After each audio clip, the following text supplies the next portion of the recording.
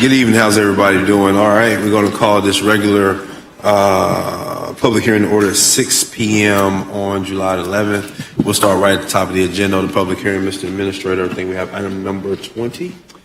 Thank you, Mr. Chairman. Commissioners, you have several required public hearings to implement the board direction on the development of the FY24 budget. The first few, Commissioners, you'll see, you're used to seeing them this time of year, have to do with the requirement under Florida statutes to utilize the uniform method of collection for ad valorem assessments. And the first one, item number 20, seeks the board conduct the first and only public hearing to approve a resolution adopting the non-ad valorem assessment role for sewer service usage charges and readiness to serve charges on certain property, real property located in the Annawood subdivision, and certification of the entire assessment roll to the tax collector. We're recommending option 1, and we have no speakers on that. Madam Chair, we move option 1. Second. Thank you. Thank you. It's been moved by Commissioner Proctor and second by Commissioner O'Keefe for the board to adopt option 1. Is there any objection? Any discussion? Is Commissioner Caban on the phone? No, he isn't. Well, I approve as well. So option 1 passes. Mr. County Administrator, agenda item number 21.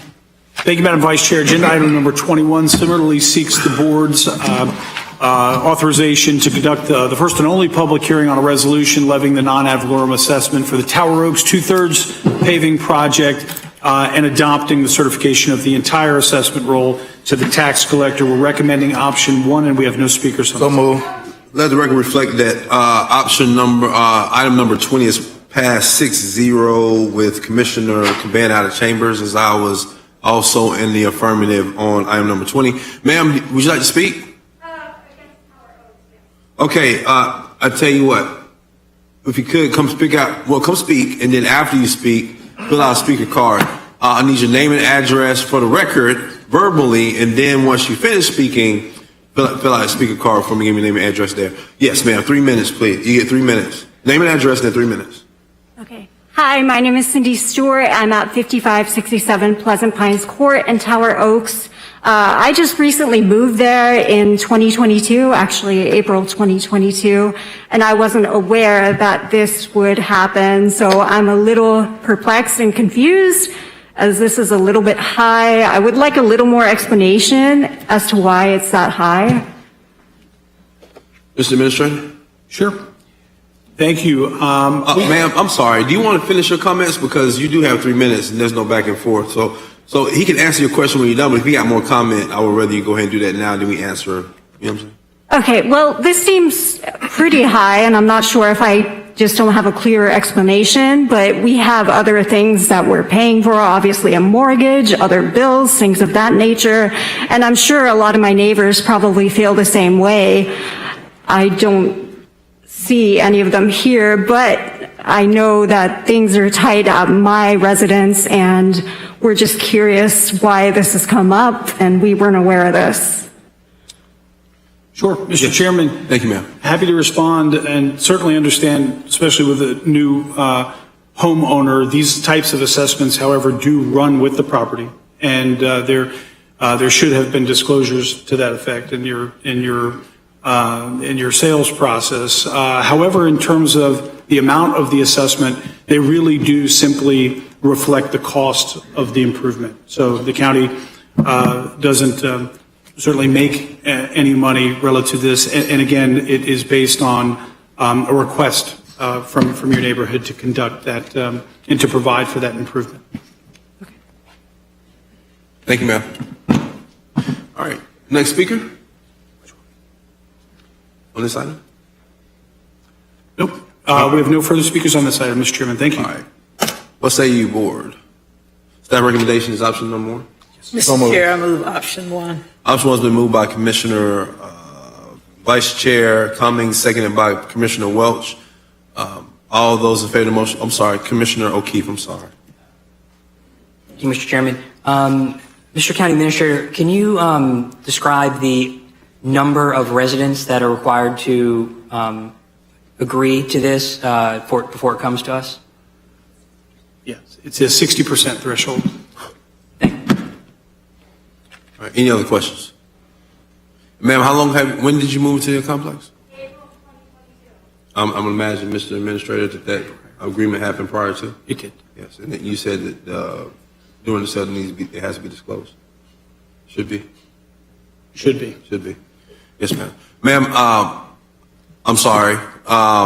What probably happened before you moved into the property. It should have been disclosed upon you moving in or sale. It's basically, like he said, we make no money off of it. It's just really almost like a reimbursement process. And so 60% of the neighbors that lived in the neighborhood at the time, this is the county road. This is the road that was made. Yes. So wanted that road to be paved. We paved and made the improvements, and they have to pay us back on the back end for the improvement. So all those in favor of the motion on the floor indicate by saying aye. Aye. Any opposed? Motion carries 6-0 with Commissioner Cabana Chambers. Thank you, ma'am. Our next item, number 22. Thank you, Mr. Chairman. As required by Florida statutes, this public hearing provides for the adoption of the assessment roll for all properties being assessed for the first time on the certification of the entire and the certification of the entire assessment roll for solid waste disposal services. And I have no speakers on this item. Motion of staff recommendation? So moved. Made by Commissioner Welch, seconded by Commissioner O'Keefe. Any objection? Seeing none, show is passed 6-0 with Commissioner Cabana Chambers. Thank you, Next Mr. item, Chairman. 23. Thank you, Mr. Chairman. Similarly, as required by Florida statutes, this public hearing provides for the adoption of the assessment roll for all properties being assessed for the first time and certification of the entire assessment roll for the stormwater management. We're recommending option 1, and we have no speakers on this item. All right, what say you? Option 1 moved by Commissioner O'Keefe, seconded by Commissioner Minor. Any objection? Seeing none, show it is passed 6-0 with Commissioner Cabana Chambers. Item number 24, Mr. Administrator.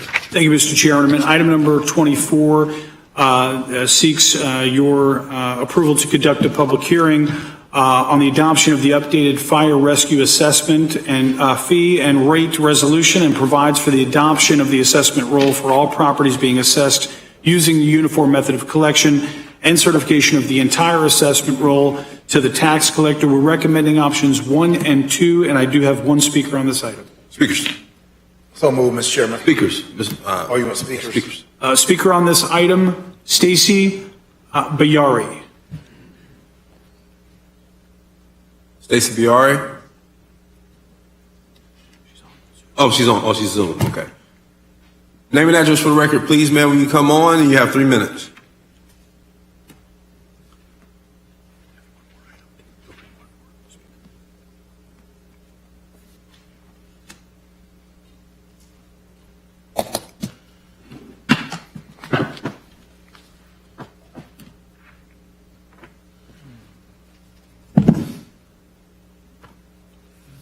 Tell you what, do you want to go to the next speaker and come back? We'll come back to that. Harold Henderson.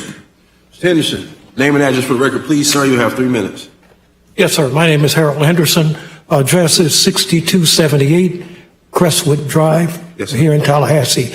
Yes, I'm speaking in regards to the proposed increase, the fire services assessment fee, and my comments come in this regard. I am not outrightly opposed to the increase.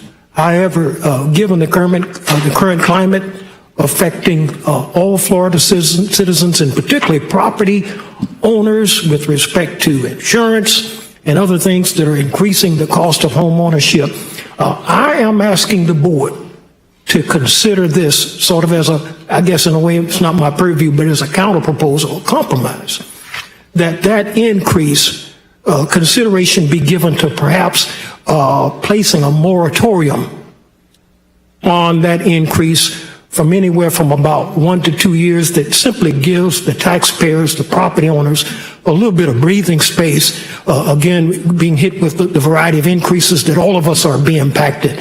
And so that's my position with respect to that issue. Thank you very much. Thank you, sir. Any other speakers? Next speaker, we'll try one more time, Stacy Biari. Calling Stacy Biari on Zoom. Hearing nothing, Mr. Chairman, I'll give it back to you. All right. Is there a motion for staff recommendation? Commissioner Proctor. Mr. Chairman, I want to just say to the board, I've been consistent. The fire services, there's a lot to be desired in terms of extension of fire hydrants to the south side of our community. We often pay for and undergird the cost for services which don't come to our area. And I think that in this instance, there are far too many service gaps that the south side should be relieved of paying for service increase, which they do not have access at all. So for those purposes, I'll remain consistent and oppose this particular increase. Is there a motion? Motion for staff recommendation made by Commissioner Welch. There a second? Second by Commissioner O'Keefe. All those in favor indicate by saying aye. Aye. Any opposed? Aye. Motion carries 5-1. Commissioner Proctor in dissent and Commissioner Caban out of chambers. Item number 25, Mr. Administrator. Thank you, Mr. Chairman. Item number 25, request the board to conduct the first and only public hearing to consider an ordinance amending the maximum EMS TU millage rate from 0.50 to 0.75 mils in response to previous action taken by the commission. We're recommending option 1, and I have no speakers on this item. Commissioner Proctor, you got a motion? So moved, Mr. Chairman, and I Move staff recommendations. There a second? Second by Commissioner O'Keefe. and I make that motion, Mr. Chairman, recognizing and emphasizing before we take this vote that I believe notes I recall this is the first increase since 2003 that we've run a solid professional service. Our numbers in terms of our getting to a spot, getting people safely there. We've won awards. We have an award-winning EMS service. And since 2003, we have not raised, though gas prices have gone up multiple times, we have not raised anything. So, and historically, to remember that this was a service that was abandoned by TMH. This is an orphan left on our doorstep, and we picked it up and have carried it consistently. We've not whined.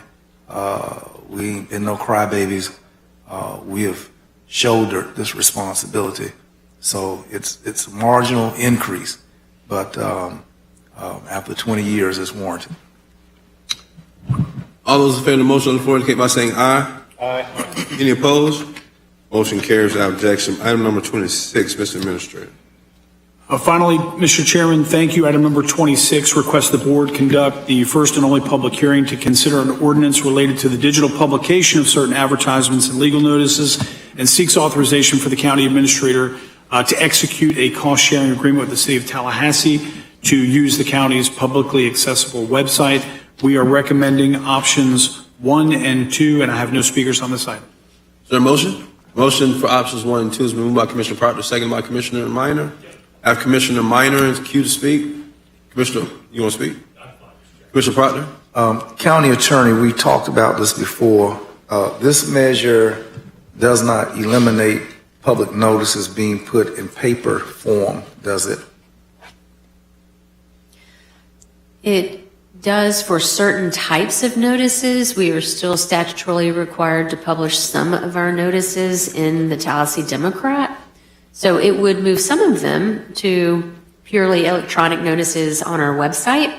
But I believe one of the questions you asked was whether some notices we would publish in a different publication. And I believe the answer that the county administrator gave you last time is it wouldn't affect those.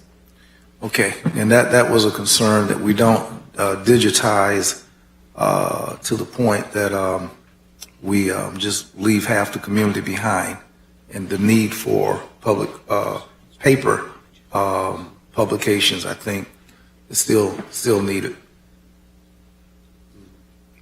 All right. Anything else?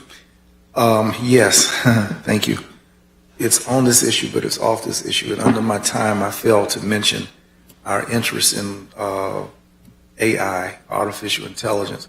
And last week at our FACT conference, it that issue came up in a session that I was in, and I'd like to see us recognizing the speed with which it's coming and looking at the digital divide currently with broadband. Where would our community be? And I think that somewhere in the near future, we should be talking about AI. If you need a committee, the universities, but this is all in need that we, as a community, is not left behind. But I just think it's a conversation, and I was intentioned to lift it. I used the word digitize, and it triggered that I would love to see us in the fall grapple with, contemplate AI and its implications for our community. Thank you. All those in favor of the motion, I'm sorry, Commissioner O'Keefe, I'm so sorry. Thank you. Just a clarification question. Yes. County Administrator, it's my understanding in this action item that we will publish all notices in paper form at our libraries and in the county courthouse for anyone to walk in and see. That is correct. Okay. Thank you. All right. All those in favor of the motion will indicate by saying aye. Aye. Any opposed? Motion carries 6-0. Mr. Administrator, do we have any more business before the commission? We have one speaker on non-agenda items, Yes, sir. Carla King Richardson. Name and address for the record when you reach the lectern, please, ma'am. You have 3 minutes. Hello, my name is Carla King Richardson, and my property is at 212 West Osceola Street. And this is my only second time coming before you. I am here because of another store closing in the South Side, Save-A-Lot. And it has saddened me to see that there is any area in this rich country called the United States that we have a place that's considered a food desert. And yet, with an additional closing of this store, there are 2 questions that come to my mind. Why are these stores closing? That's Winn-Dixie, Walgreens, CVS, and now Save-A-Lot. And then, what can we do about it? Or what are we doing about it? I don't listen to all of your meetings, so maybe this has already come up. And if it hasn't, I want to bring it before you so that you can have it in the forefront of your mind so you can start discussing it. So we can start discussing it as a community to see what we can do so that the South Side won't be a complete food desert. Thank you. Thank you, ma'am. Thank you, ma'am. And we have more speakers? No.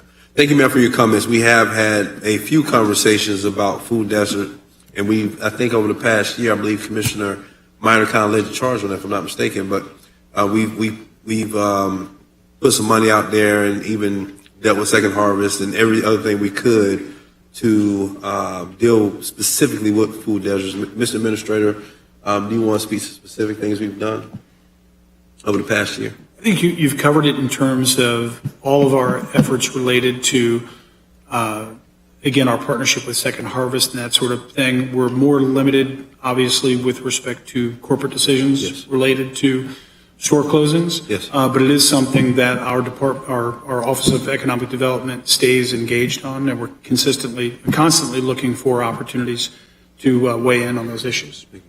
Thank you. Ma'am, so we're doing the best we can. We'll continue to keep eye on and push even further for us to not have the food desert that we have in Southside, Frenchtown, and other areas that need access to good quality food. Thank you, ma'am. Commissioners, that is our meeting. Do we have any other thing from commissioners? If not, we are adjourned.